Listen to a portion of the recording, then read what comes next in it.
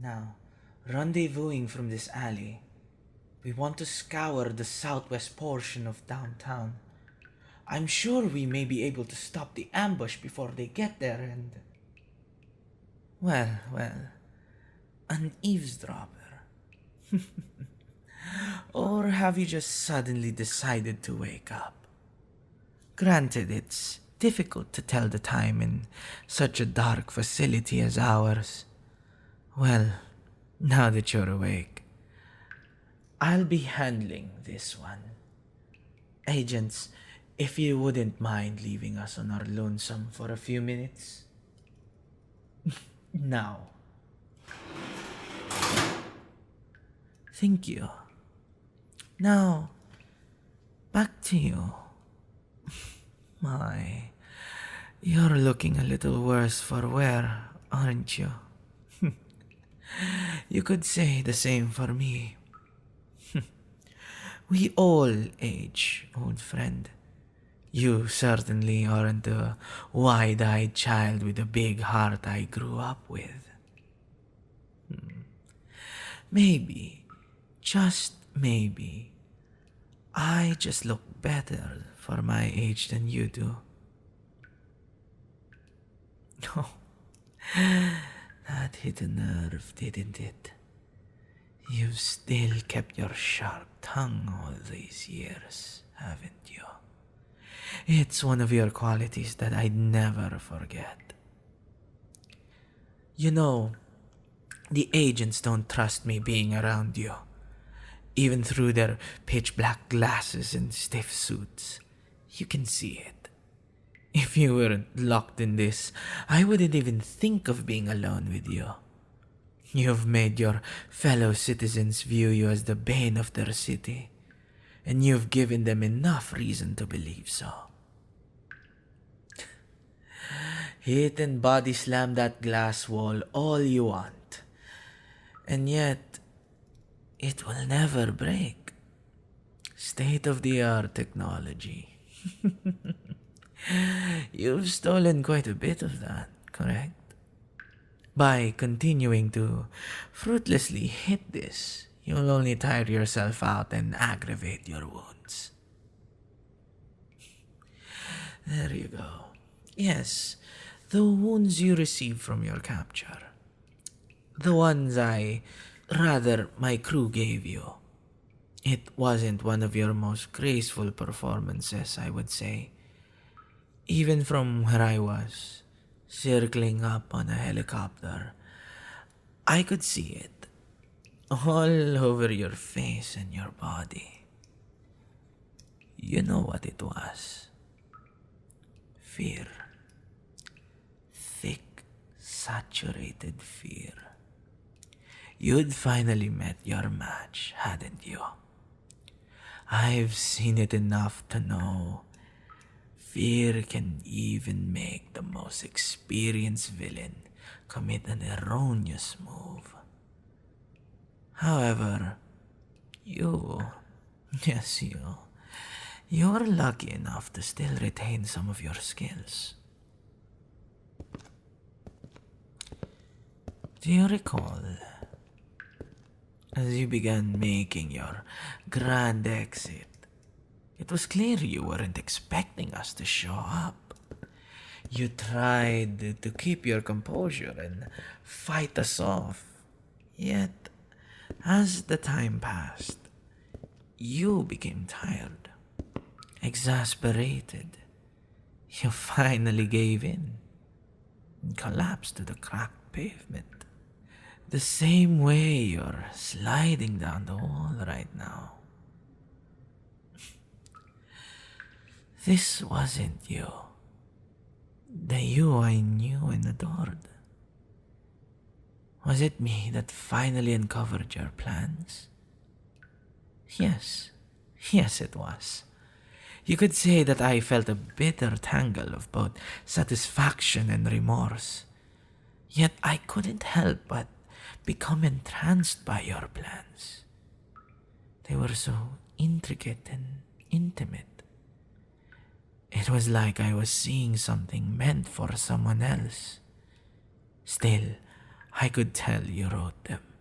It was as if we were still studying in the lab back in college, with your clean and overly organized way of writing all of your notes. Prior, however, I've seen you countless times on the news as you unleash brutal assaults, cold and calculating.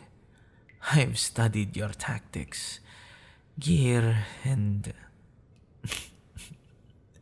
No, I don't stalk you. Merely observation.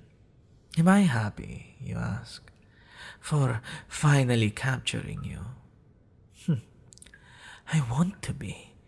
I want to force myself to celebrate, to receive all the glory, to be bestowed a Medal of Honor. But I can't bring myself to wholeheartedly any of that. All I desire, genuinely, is to... Nothing.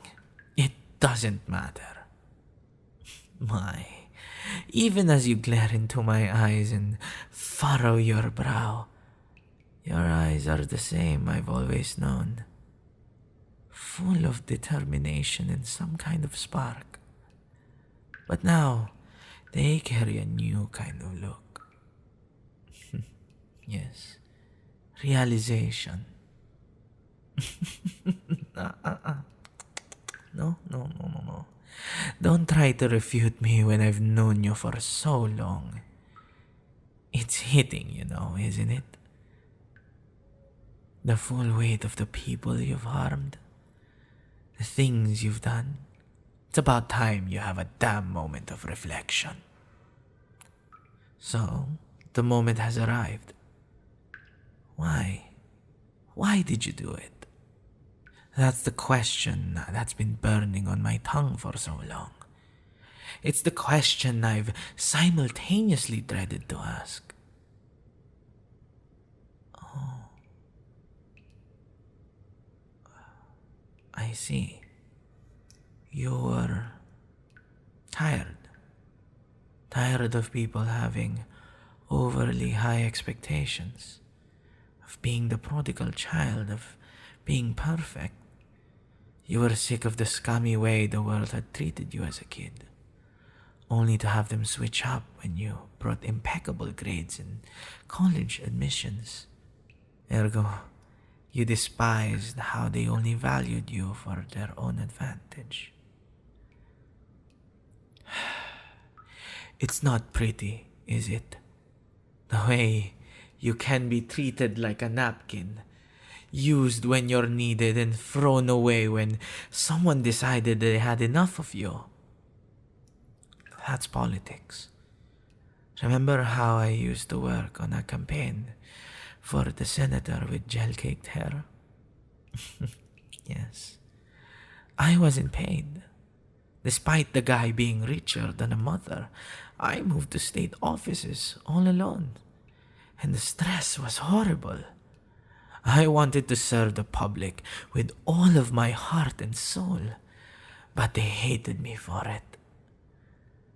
Once I made it here, I was weary and battered, as if I'd fought numerous wars. But I made the promise to remember the wrongs that had been committed against me, and prevent them from happening to others again.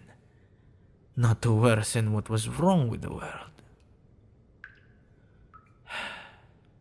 I wish you would have done the same thing. But it's never too late to reverse your misdeeds. And no one needs to go through it alone. I want to... Yes, I'll spit it out if you let me. I want to help you. I want to be by your side as you mend your errors and pick up the pieces of your life. Only I wish I could have been there for you sooner. No. What? No. I never said I wanted to be with you or anything. No. Don't give me that smirk. God. You're in a cell, for God's sakes. You have nothing to sneer about. This is strictly a guidance offer. Come on, don't tell me you're pouting. My cheeks are not red. I wear this thick pantsuit all day. I'm bound to be hot. Now, I have business to take care of. The agents will come in soon enough to check up on your wounds. Please be good for them and for me, alright? From now on, consider this the beginning of your long, new chapter.